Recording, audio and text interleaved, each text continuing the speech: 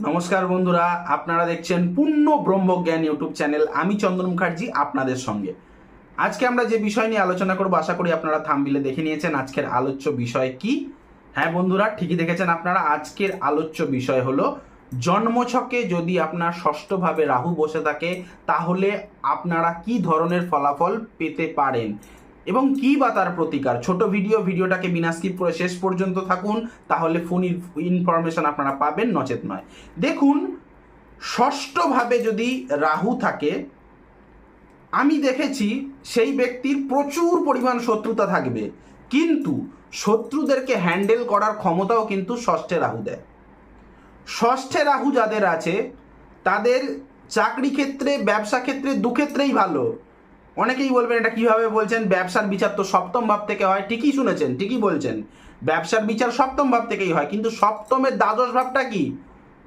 ষষ্ঠ ভাব, যেখান থেকে ব্যবসা চলবে না, ব্যবসার যে লোকসানটা বিচার হয়, ব্যবসার যে লোকসানটা সেটা বিচার হয় ষষ্ঠ ভাব থেকে। তেমনি ব্যবসার লোকসানের ওই ঘরটা ষষ্ঠ ভাব থেকে আপনি যদি কোনো ব্যবসা করেন, সেই ব্যবসার ক্রেতা মানে আপনার দোকানের খদ্দেরদের কেমন খরচা করবে, খদ্দেররা কেমন, তারা কি মানে বলশালী খদ্দের না তারা কমজোর খদ্দের, তারা কতটা খরচ করবে, সেই বোঝাটাও কিন্তু যায় ষষ্ঠ ভাব থেকে বিচার করা হয়। নর্মাল যারা ভিডিওটা দেখছেন তারা তো অনেকে ষষ্ঠ ভাব বুঝতে পারবেন না, তাদের উদ্দেশ্যে একটা কথা বলি।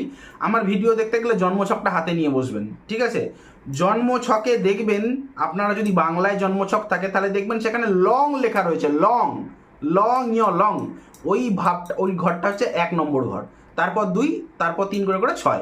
সেই 6 যদি রাহু থাকে এবং যাদের ইংরেজিতে জন্মকুষ্টি বানানো আছে তাদের কুষ্টিটাতে দেখবেন এএসসি অ্যাসেন্ডেন্ট লেখা থাকবে, এএসসি।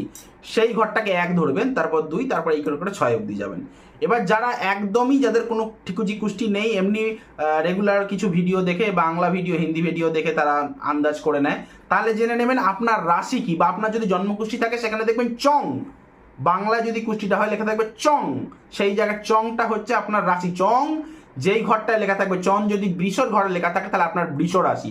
চং শব্দটা যদি আপনার মিথুনের ঘরে লেখা থাকে তাহলে আপনার মিথুন রাশি। তাহলে সেই রাশিটাকে 1 ধরে 6 অবধি গুণে সেখানে 6 যদি রাহু দেখতে পান তাহলে এই রেজাল্টগুলো আপনার সাথে ফলবে। সরি। এবার দেখুন, ষষ্ঠভাবে যাদের রাহু, ঠিক আছে, দেখবেন এই ষষ্ঠ ভাবটা কালপুরুষ রাশিচক্রের কন্যা রাশির ঘর।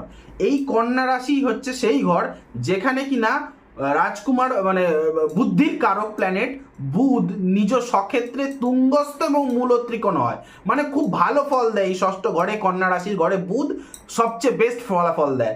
তাহলে সেটা বুদ্ধিমত্তার ঘর।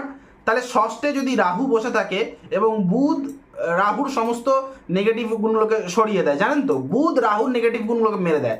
ষষ্ঠভাবে যদি রাহু থাকে সেই ব্যক্তি অতিরিক্ত চালাক হবে।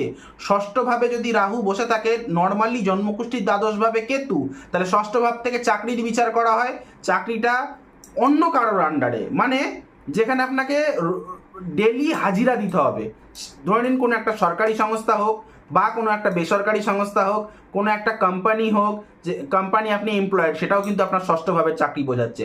ষষ্ঠভাবে যদি রাহু থাকে, জেনে নিন আপনার চাকরি ক্ষেত্রে ঢুকবার সময়, আপনার চাকরির যখন অ্যাপয়েন্টমেন্ট হবে, চাকরি ক্ষেত্রে প্রবেশের সময় আপনাকে কিন্তু সেই সংস্থা থেকে ঘুষ চাইতেই পারে। তার কারণ ষষ্ঠভাব চাকরি ক্ষেত্রে রাহু বসে রয়েছে। জেনে রাখবেন এই জিনিসগুলো। ষষ্ঠভাবে রাহু বসে থাকলে তার 3টে দৃষ্টি থাকবে। একটা দৃষ্টি হচ্ছে তার দশম ভাবে, আর একটা দৃষ্টি থাকছে তার দ্বাদশ ভাবে, আর একটা দৃষ্টি থাকছে সেকেন্ড ভাবে, আর একটাও থাকে, সেটা আমি পরে বলছি, এই টপিক নয়, ঠিক আছে? দ্বাদশ দৃষ্টিটা আমি ধরছি না এখন। তাহলে এই যে ষষ্ঠভাবে বসা রাহুর যে মেনলি ফোকাসড, অর্থাৎ দশম ভাবে, দ্বাদশ ভাবে, দ্বিতীয় ভাবে, দেখবেন দশম ভাব থেকে আপনার কাজকর্মের বিচার হয়। মানছি ষষ্ঠে রাহু বসে থাকলে ষষ্ঠ আর দশমে বুঝতেই পারছেন একটা সরকারি চাকরির একটা বিশেষ যোগাযোগ থাকে। কারণ আপনারা শুনে থাকবেন, যারা ক্লাসিক্যাল জ্যোতিষ বইগুলি কিনে পড়েন তারা দেখবেন দ্বাদশে কেতু মানে তারা বলে দেয় যে সরকারি চাকরি পাওয়ার চান্স থাকে। হ্যাঁ থাকে, আমিও বলছি থাকে, কিন্তু সেখানে কিন্তু ঘুষ নেবে। সেক্ষেত্রে কিন্তু একটা ঘুষের ব্যাপার থাকে, কেন ষষ্ঠে রাহু থাকবে, চাকরির জায়গাতে রাহু বসে রয়েছে, পেতেই পারেন, কিন্তু পাওয়ার জন্য আরও কিছু দেখতে হয়। আপনার কজ অফ বার্থ করণ, সেগুলো আমি এখানে আসছি না, অনেক কিছু দেখতে হয়। যাই হোক, ষষ্ঠে রাহু বসে থাকলে তার দৃষ্টি দশমে থাকবে। দশমে মানে আপনার যে কাজ কামের জায়গা, সেখানে একটা ভালো আপনি পাবেন, কিন্তু সেখানে কিন্তু অফিস কলিগসদের সঙ্গে একটা শত্রুতা থাকবে। শত্রুতা আপনি বুঝে যাবেন, আপনি মানে একদম মার্কিং করতে পারবেন যে এই লোকগুলো আপনার শত্রু, ঠিক আছে। এবার ষষ্ঠভাবে রাহু থাকলে তার দৃষ্টি দ্বাদশভাবে থাকবে, দ্বাদশভাবে কেতু, ঠিক আছে। মানে একটা প্রাপ্তির একাদশভাবে প্রাপ্তি, দ্বাদশভাব প্রাপ্তির হয় না, কিন্তু দ্বাদশভাবে বসে কেতু ওই জবের ক্ষেত্রে প্রাপ্তির হিসাব নিকাশ করে। আর দেখবেন দশম, দ্বাদশ আর দৃষ্টি থাকছে সেকেন্ড হাউসে, মানে আপনার সেভিংস মানি, সঞ্চিত অর্থ, সেখানে কিন্তু রাহুর দৃষ্টি থাকবে। অনেকেই বলে থাকে, অনেক জ্যোতিষীরাই বলে থাকবে সেকেন্ড হাউসে রাহুর দৃষ্টি মোটেও ভালো নয়, নেগেটিভ ওয়েতে টাকা পয়সা খরচ হয়। আমিও বলছি ঠিক হয়, কিন্তু টার্মস অ্যান্ড কন্ডিশন, দ্বিতীয় পতি যদি খুব ভালো থাকে, জন্মছকে বলবান থাকে, বর্গোত্তম হয়, হ্যাঁ, দ্বিতীয় পতি সেকেন্ড হাউসের লর্ড, তাহলে কিন্তু সেরকম হয় না। বা সেকেন্ড হাউসে যদি কোনো শুভ প্ল্যানেটের দৃষ্টি থাকে, অনেক ব্যাপার থাকে, সেগুলি আমি এখানে বলছি না। যে সেকেন্ড হাউসে যদি বৃহস্পতি দৃষ্টি, রাহু দৃষ্টি দিচ্ছে কিন্তু বৃহস্পতিও দৃষ্টি দিচ্ছে, টার্মস অ্যান্ড কন্ডিশন অনুযায়ী একটা শুভ প্ল্যানেট, শুভ চন্দ্র দৃষ্টি দিচ্ছে সেকেন্ড ভাবে, সেখানে কিন্তু হবে না। কিন্তু সেকেন্ড ভাবে যদি রাহু দৃষ্টি থাকে, আপনার দেখবেন মানি ইনভেস্ট, এবং দ্বাদশ ভাব থেকে আমরা কি বিচার করি, ইনভেস্ট। দ্বাদশ ভাবে কেতু যদি বসে থাকে এবং ষষ্ঠে যদি রাহু বসে থাকে, তাহলে জানবেন আপনি কাজ টাজ করে যে কামাইটা করছেন, সেই কাজটা যখন আপনি ইনভেস্ট করবেন অনেক সজাগ থাকেন। কিন্তু এই সমস্ত ষষ্ঠে যাদের রাহু থাকে এবং দ্বাদশে কেতু থাকে ন্যাচুরালি, তারা দেখবেন প্রচণ্ড সজাগ হয় ইনভেস্টের ব্যাপারে, যে আমি কতটা রিটার্ন পাবো, মানে হিসাবই খুব ভালো এই জিনিসটা। হিসাবই মানে কিপটা নয়, কিন্তু কিপটা বা কঞ্জুস বলিনি, মানে প্রচণ্ড সজাগ থাকে, চৌকন্না থাকে, যেটা থাকা ভালো। ষষ্ঠে রাহু আমি বেশিরভাগ ক্ষেত্রে দেখেছি মামা বাড়ির সঙ্গে একদম ছুরি কাটারি সম্পর্ক। কিন্তু টার্মস অ্যান্ড কন্ডিশন, যদি আপনার জন্মই মামা বাড়িতে হয়ে থাকে, সেক্ষেত্রে মামাদের সঙ্গে একটা ভালো সম্পর্ক থাকলেও থাকতে পারে। ষষ্ঠভাবে রাহুর ওপর যদি বৃহস্পতির দৃষ্টি থাকে, ষষ্ঠভাবে রাহুর ওপর যদি বুধের দৃষ্টি থাকে, ষষ্ঠভাবে রাহুর ওপর যদি শুক্রের দৃষ্টি থাকে, ষষ্ঠভাবে রাহুর ওপর যদি শুভ চন্দ্রের দৃষ্টি থাকে, সেক্ষেত্রে মামা বাড়ির সাথে, মামা মামির সাথে সম্পর্ক ভালো থাকলেও থাকতে পারে, নচেত নয়। বেশিরভাগই ক্ষেত্রে ছুরি কাটারি সম্পর্ক। আর ষষ্ঠভাবে রাহু দেখবেন কালপুরুষ রাশিচক্রের ষষ্ঠ ভাব, মানে রোগের বিচার হয়, রোগ, কোর্ট কেস কাচারির বিচার হয়। তো ষষ্ঠভাবে রাহু যদি শনির কোনো রকমভাবে সংযোগ থাকে, তাহলে মারণ রোগ, ক্যান্সারের মতন ভারী রোগ হতে পারে।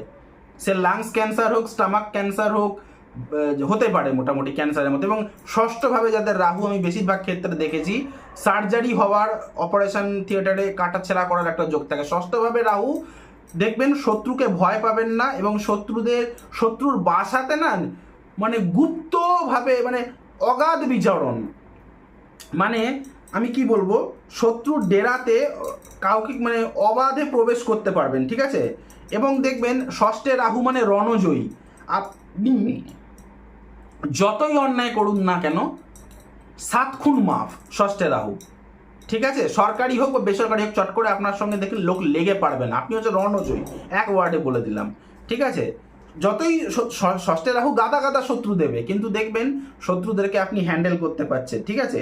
এবারে দেখুন ষষ্ঠে আমি দেখেছি, ষষ্ঠ ব্যাপারে যদি ষষ্ঠ ভাবের, আমি তো বলেই দিলাম, ষষ্ঠ ভাবটা হচ্ছে কালপুরুষ রাশিচক্রে কন্যা রাশির ঘর, বুধের ঘর, যেখানে বুধ স্বক্ষেত্রস্থ, উচ্চ ক্ষেত্রস্থ এবং মূলত্রিক, খুব দারুণ রেজাল্ট দেয়। তাহলে সেইখানে যদি রাহু থাকে, তাহলে আপনারা যদি বলেন একটা প্রতিকার বলুন, তাহলে আমি আপনাদের ন্যাচারাল প্রতিকার চেষ্টা করব, যে আপনারা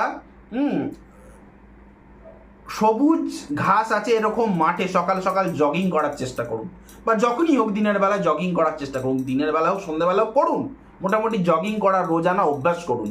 একটা সঠিক সময় বেছে নিন, দিনের বেলা হলে ভালো হয়, মর্নিং খুব ভালো হয়, ইভিনিং ওয়াকের চেয়ে মর্নিংটা ভালো, ঠিক আছে। দিনের বেলায় বেশ সবুজ ঘাসের উপর জগিং করার চেষ্টা করুন। যদি না পারেন তাহলে কোনো জিমে যান, ট্রেডমিল করুন, কিছু করুন না করুন, ট্রেডমিলে একটু রানিং করার চেষ্টা করুন, দেখবেন আপনার ষষ্ঠের রাহু অটোমেটিকলি অনেকটাই ভালো ফল বা শুভ ফল আপনাকে দেবে। এর থেকেও বেশি রেমেডিস পেতে গেলে আপনাকে কোনো জ্যোতিষীর কাছে যেতে হবে, কিংবা আপনারা সরাসরি আমার সাথে কনসালটেশন নিতে পারেন। নিচে মানে আমার নাম্বার যাচ্ছে, হোয়াটসঅ্যাপ অ্যান্ড কলিং নাম্বার, একটাই নাম্বার, এই নাম্বারে কল বা হোয়াটসঅ্যাপ করে আপনারা বুকিং করে আপনার জন্মকুষ্ঠির পুঙ্খানুপুঙ্খ বিচার আমার কাছ থেকে পেতে পারেন। আমার নাম্বার যারা পড়তে পারে না তাদের জন্য একবার পড়ে শোনাচ্ছি, 9619396811। আরেকবার বলি, 9619396811। এই নাম্বারে কল বা হোয়াটসঅ্যাপ করে ডাইরেক্ট আপনি আমার সাথে যোগাযোগ করতে পারেন, মাঝখানে কেউ নেই। আজ ভিডিও এখানে শেষ করলাম, দেখা হচ্ছে নেক্সট কোনো টপিকে, নেক্সট কোনো ভিডিও। ততক্ষণ পর্যন্ত ভালো থাকুন, টাটা, বাই বাই।